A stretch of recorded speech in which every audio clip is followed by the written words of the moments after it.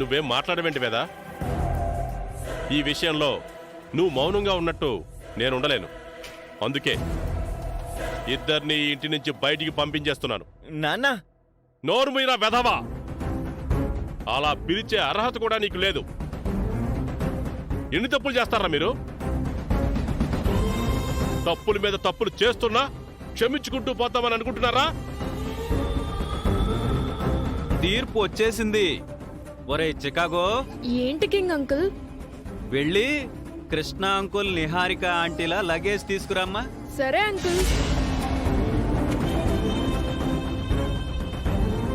అత్తయ్య, బుద్ధి గడ్డి తిని పెద్ద పొరపాటే చేసేసాం. ఈ ఒక్కసారికి మమ్మల్ని క్షమించండి. అవని వాళ్ళు అక్షయ్ని చూసుకొని మమ్మల్ని బాగా ఇబ్బంది పెడుతున్నారని, అది కాక అక్షయ్ అంటే నీకు కూడా పెద్దగా ఇష్టం లేదని, అక్షయ్ వల్ల రోజు ఇంట్లో గొడవలు ఎందుకని అలా నిర్ణయం తీసుకోవాల్సి వచ్చిందమ్మా. మమ్మల్ని క్షమించండి. మమ్మల్ని క్షమించమ్మా.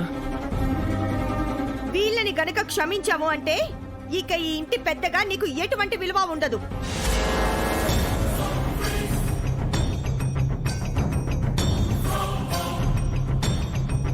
లగేజీలు వచ్చాయి, బయలుదేరండి. నానమ్మ ప్లీజ్, ఈ ఒక్కసారికి క్షమించి వదిలే. ఏదో పంతం కొద్దీ అలా చేశారు, వదిలేయమ్మా.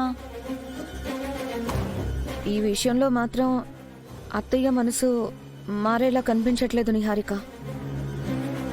అత్తయ్య ఉగ్ర రూపం చూడకముందే మీరు బయలుదేరడం మంచిదని నా అభిప్రాయం.